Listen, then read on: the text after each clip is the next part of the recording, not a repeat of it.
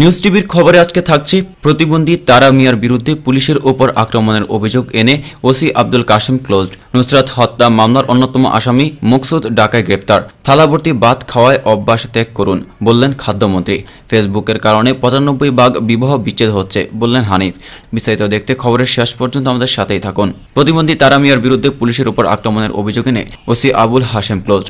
অবশেষে ৫ লাখ টাকার ঘুষ দাবির অভিযোগ মাথায় নিয়ে সুনামগঞ্জের জামালগঞ্জ থানার আলোচিত সেই ওসি মোহাম্মদ আবুল হাশেমকে সরে যেতে হয়েছে। জনস্বার্থে তাকে ক্লোজ করা হয়েছে। বুধবার রাতে নবাগত ওসি মোহাম্মদ সাইফুল ইসলামকে দায়িত্বভার বুঝিয়ে দিয়ে বৃহস্পতিবার সন্ধ্যায় তিনি জামালগঞ্জ ত্যাগ করে সুনামগঞ্জ পুলিশ লাইনে যোগ দেন। জামালগঞ্জ থানার ওসি আবুল হোসেনের বদলির বিষয়টি নিশ্চিত করে সুনামগঞ্জ পুলিশ সুপার মোহাম্মদ বরকতুল্লাহ খান বলেন, জনস্বার্থে আবুল হোসেনকে বদলি করে আপাতত সুনামগঞ্জ পুলিশ লাইনে সংযুক্ত করা হয়েছে। উল্লেখ্য ২০১৭ সালের ৯ ফেব্রুয়ারি ওসি হিসেবে মোহাম্মদ আবুল হোসেন সুনামগঞ্জের জামালগঞ্জ থানায় দায়িত্বভার গ্রহণ করেন। জামালগঞ্জ উপজেলা পরিষদ নির্বাচনের ভোট গ্রহণের তারিখ ছিল ১০ মার্চ। ভোট গ্রহণের অনুকূল পরিবেশ না থাকায় ৮ মার্চ নির্বাচন কমিশন থেকে জেলা রিটার্নিং কর্মকর্তাকে চিঠি দিয়ে ওই উপজেলায় ভোট গ্রহণ স্থগিত করেন। প্রথম ধাপে স্থগিত হওয়া জামালগঞ্জ উপজেলা পরিষদ নির্বাচনে আওয়ামী লীগ মনোনীত প্রার্থী বীর মুক্তিযোদ্ধা ও সাবেক উপজেলা চেয়ারম্যান ইউসুফ আল আজাদ নির্বাচন ১২ মার্চ কমিশনে জামালগঞ্জ থানার ওসি আবুল হাশেমের বিরুদ্ধে ৫ লাখ টাকা ঘুষ দাবির লিখিত অভিযোগ করেন।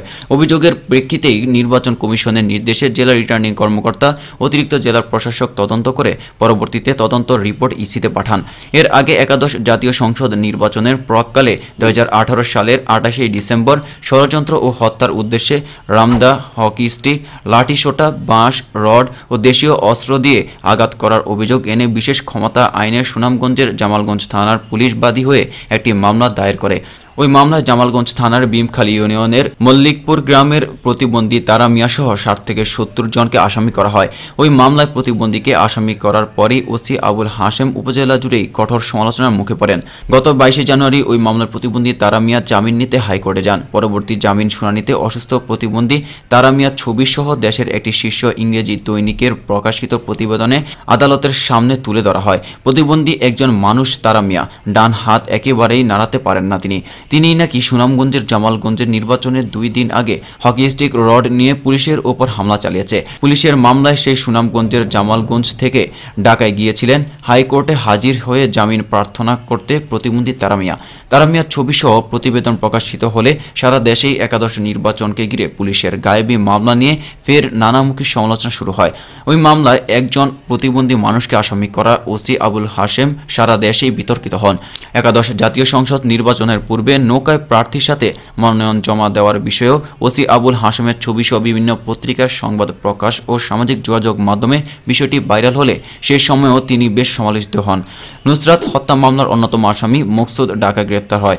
ফেনীর সোনাগাজী ইসলামিয়া সিনিয়র ফাজিল ডিগ্রি মাদ্রাসার আলিম পরীক্ষার্থী নুসরাত জাহান রাফি হত্যা মামলার অন্যতম আসামি। সোনাগাজী পৌর আওয়ামী লীগের ভারপ্রাপ্ত সাধারণ সম্পাদক পৌর কাউন্সিলর মকসুদ আলমকে গ্রেপ্তার করা হয়েছে।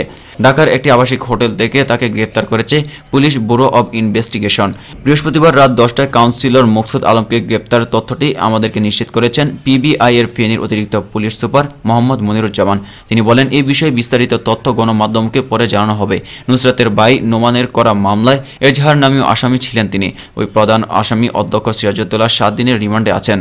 এছাড়া ওই মাদ্রাসার ইংরেজি বিভাগের প্রভাষক আফসার উদ্দিন এবং নুসরাতের সহপাঠী আরিফুল ইসলাম, নূর হোসেন, কেফায়েতুল্লাহ জনি, নুসরাতের সহপাঠী ও মামলার প্রধান আসামি সোনাগাজী ইসলামিয়া ফাজিল মাদ্রাসার অধ্যক্ষ সিরাজউদ্দৌলার বাগ্নী উম্মে সুলতানা পপি ও আরেক মাদ্রাসার শিক্ষার্থী জোবায়ের আহমেদ ৫ দিনের রিমান্ডে আছে। এজাহারভুক্ত আসামিদের মধ্যে এখনও পলাতক রয়েছেন সোনাগাজী পৌরসভার উত্তর চরচান্দিয়া গ্রামের ওই মাদ্রাসার ছাত্র শাহাদাত হোসেন শামীম, হাফেজ আব্দুল কাদের ও নুরুদ্দিন। গত ৬ এপ্রিল সোনাগাজী ইসলামিয়া সিনিয়র ফাজিল মাদ্রাসা আলিম পরীক্ষা কেন্দ্রে পরীক্ষা দিতে গেলে মাদ্রাসার ছাদে ডেকে নিয়ে নুসরাতের গায়ে কেরোসিন ঢেলে আগুন ধরিয়ে পালিয়ে যায় মুখোশধারী দুর্বৃত্তরা। এর আগে ২৭ মার্চ মাদ্রাসার অধ্যক্ষ সিরাজউদ্দৌলার বিরুদ্ধে করা শ্লীলতাহানির মামলার প্রত্যাহারের জন্য নুসরাতকে চাপ দেয় তারা।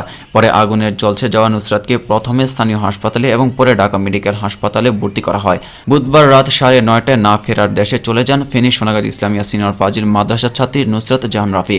চিকিৎসকদের প্রাণপণ চেষ্টার পরও তাকে বাঁচানো গেল না। টানা 108 ঘণ্টা মৃত্যুর সঙ্গে লড়াইয়ের পর অবশেষে হার মানেন এই ছাত্রী। প্রসঙ্গত 6 এপ্রিল ফেনীর সোনাগাজীতে পরীক্ষা কেন্দ্রের ভেতরে ওই ছাত্রীর গায়ে কেরোসিন ঢেলে আগুন ধরিয়ে হত্যা চেষ্টা চালায় দুর্বৃত্তরা।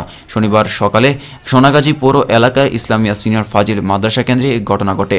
ওই ছাত্রী ওই মাদ্রাসা থেকেই আলিম পরীক্ষা দিচ্ছিলেন। পরীক্ষার জন্য নির্ধারিত কক্ষ থেকে ছাদে ডেকে নিয়ে কয়েকজন বেপরোয়া নারী পরিকল্পিতভাবে তাকে হত্যার চেষ্টা করে বলে অভিযোগ করেছেন ওই শিক্ষার্থীর পরিবার সদস্যরা। তারা জানান মাদ্রাসার অধ্যক্ষ মাওলানা সিরাজউদ্দৌলার বিরুদ্ধে শ্লীলতাহানির অভিযোগে করা মামলা তুলে না নেওয়ার এই ঘটনা ঘটেছে। এই তথ্য ফেনী সদর হাসপাতালে চিকিৎসাধীন স্থানীয় পুলিশকেও জানিয়েছেন নুসরাত। তার অবস্থা সংকটপূর্ণ হওয়ায় এদিন বিকালে ঢাকা মেডিকেল কলেজ হাসপাতালে বার্ন ইউনিটের 102 নম্বর কক্ষে ভর্তি করা হয়। পরে তাকে নিবিড় পর্যবেক্ষণ কেন্দ্রে ভর্তি করা হয়। তাকে লাইফ সাপোর্টও নেওয়া হয়। পারিবারিক ও স্থানীয় সূত্র জানায় 27 মার্চ সোনাগাজী ইসলামিয়া সিনিয়র ফাজিল মাদ্রাসার অধ্যক্ষ মাওলানা সিরাজউদ্দৌলার বিরুদ্ধে শ্লীলতাহানির অভিযোগে মামলা করেন ওই ছাত্রীর মা। মামলার এজাহারে উল্লেখ করা হয়েছে 27 মার্চ সকাল 10টার দিকে অধ্যক্ষ তার অফিসের পিয়ন নুরুল আমিনের মাধ্যমে ছাত্রীকে ডেকে নেন। পরীক্ষার আধা ঘন্টা আগে প্রশ্নপত্র দেওয়ার প্রলোভন দেখিয়ে ওই ছাত্রীর শ্লীলতাহানির চেষ্টা করেন অধ্যক্ষ। পরে পরিবারের করা মামলার গ্রেফতার হন অধ্যক্ষ। সেই মামলা তুলে না নেওয়ায় অধ্যক্ষের লোকজন ওই ছাত্রীর গায়ে আগুন ধরিয়ে দেয়। থালাভর্তি ভাত খাওয়ার অভ্যাস ত্যাগ করুন বললেন খাদ্যমন্ত্রী। শুধু থালাভর্তি ভাত খাওয়ার অভ্যাস ত্যাগ করে বেশি করে শাকসবজি, ফল, মাছ, মাংস সহ পুষ্টি সমৃদ্ধ সুষম খাদ্য খাওয়ার পরামর্শ দিয়েছেন খাদ্যমন্ত্রী চাঁদন চন্দ্র মজুমদার। মন্ত্রী বলেন, নিরাপদ খাদ্যের বিষয়ে শেখ হাসিনার সরকার জিরো টলারেন্স। এই বিষয়ে কোনো আপোষ নেই। বাংলাদেশের আর খাদ্যের অভাব নেই, কিন্তু নিরাপদ ও পুষ্টিকর খাদ্যের অভাব রয়েছে। তাই বঙ্গবন্ধু কন্যা প্রধানমন্ত্রী শেখ হাসিনা এই বিষয়টি উপলব্ধি করেই নিরাপদ খাদ্যের জন্য জিহাদ ঘোষণা করেছেন। বৃহস্পতিবার বিকেলে নওগাঁর নিয়ামতপুর উপজেলার খাদ্য বান্ধব কর্মসূচির আওতায় বিজিডি কার্ডধারীদের মাঝে পুষ্টি চাল বিতরণ উপলক্ষে আয়োজিত সভায় তিনি এসব কথা বলেন। খাদ্যমন্ত্রী আরও বলেন, বর্তমানে বাংলাদেশ খাদ্যে স্বয়ংসম্পূর্ণ এবং সেই সঙ্গে দেশের জনগণের ক্রয় ক্ষমতাও বৃদ্ধি পেয়েছে। কিন্তু সুষম খাদ্য গ্রহণের অসচেতনতার কারণে দেশের জনগণের মাঝে এখন পুষ্টির সমস্যা বিরাজমান। সাধ্য থাকলেও আমরা এখনও আমাদের খাদ্যাভ্যাস পরিবর্তন করতে পারছি না। আমাদের যে খাদ্যাভ্যাস সেটা একটু পরিবর্তন করতে হবে। শুধু থালাভর্তি ভাত খাওয়ার অভ্যাস ত্যাগ করে সুষম খাবার গ্রহণের উপর জোর দিতে হবে। বেশি বেশি করে শাকসবজি, ফল, মাছ, মাংস, পুষ্টি সমৃদ্ধ খাবার খেতে হবে। তিনি বলেন, পুষ্টি সমস্যা বা পুষ্টি ঘাটতি দূরীভূত করতে সরকার নানামুখী পদক্ষেপ গ্রহণ করেছে। নিরাপদ ও পুষ্টিমান খাবার নিশ্চিতে বর্তমানে 463টি সংস্থা কাজ করছে। এছাড়া দরিদ্র জনগোষ্ঠীর পুষ্টি সমস্যা দূর করতে সামাজিক নিরাপত্তা কর্মসূচির অন্তর্ভুক্ত খাদ্য বান্ধব কর্মসূচি উল্লেখযোগ্য। এই কর্মসূচির আওতায় 2018 সালে দেশের 10টি উপজেলায় 1,21,159 জন পরিবারের মাঝে পুষ্টির চাল বিতরণ করা হয়েছিল। এই বছর নতুন করে আরও 14টি উপজেলা যুক্ত করে মোট 24টি উপজেলায় 2,37,440টি পরিবারে পুষ্টি চাল বিতরণ করা হচ্ছে। অচিরেই দেশের সব হতদরিদ্র মানুষ এই কর্মসূচির আওতায় আসবেন। উপজেলা পরিষদের স্থায়ী মঞ্চে আয়োজিত পুষ্টি চাল বিতরণ কার্যক্রমের উদ্ভাবনী অনুষ্ঠানে সভাপতিত্ব করেন জেলা প্রশাসক মিজানুর রহমান। অনুষ্ঠানে অন্যদের মধ্যে বক্তব্য রাখেন খাদ্য অধিদপ্তরের মহাপরিচালক আরিফুল হক, জাতিসংঘের বিশ্ব খাদ্য কর্মসূচি প্রোগ্রাম প্রধান রেজাউল করিম। ফেসবুকের কারণে 95 বিবাহ বিচ্ছেদ হচ্ছে বললেন হানিফ।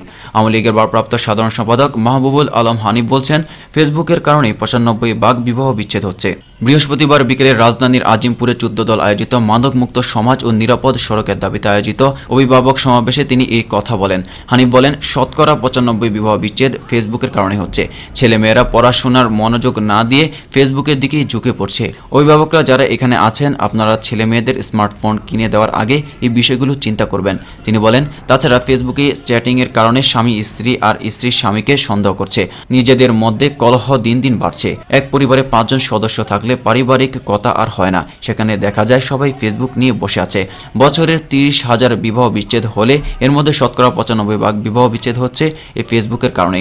হানিফ বলেন, ফেনীর ছাত্রী নুসরাতের হত্যার সঙ্গে জড়িতদের কঠোর শাস্তি দিয়ে দৃষ্টান্ত স্থাপন করা হবে, যাতে ভবিষ্যতে এই ধরনের ঘটনা আর না হয়।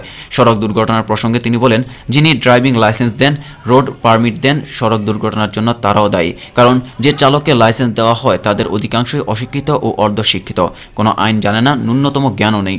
তাদের লাইসেন্স দেওয়ার কারণে এই সমস্যা হয়। প্রত্যেক দুর্ঘটনার পর যানবাহনের মালিককেও আসামি করে মামলা দিতে হবে, তাহলে মালিকরা আর অদক্ষ চালককে নিয়োগ দেবে না। এছাড়া সমাবেশে বক্তব্য দেন আওয়ামী লীগের প্রেসিডিয়াম সদস্য ও কেন্দ্রীয় 14 দলের মুখপাত্র মোহাম্মদ নাসিম। ঢাকা মহানগর দক্ষিণ আওয়ামী লীগের সাধারণ সম্পাদক শাহ আলম মুরাদের সভাপতিত্বে সমাবেশে অন্যান্যের মধ্যে আরও উপস্থিত ছিলেন জাসদের কার্যকরী সভাপতি মাইনুদ্দিন খান বাদল, সাম্যবাদী দলের সাধারণ সম্পাদক দিলীপ বড়ুয়া, জাতীয় পার্টির মহাসচিব শেখ শহীদুল ইসলাম, জাসদের সাধারণ সম্পাদক শিরিন আক্তার, গণতন্ত্র পার্টির সাধারণ সম্পাদক শাহাদাত হোসেন, ঢাকা মহানগর দক্ষিণ আওয়ামী লীগের সভাপতি আব্দুল হাসনাত সহ অভিভাবক ও শিক্ষক প্রতিনিধিরা।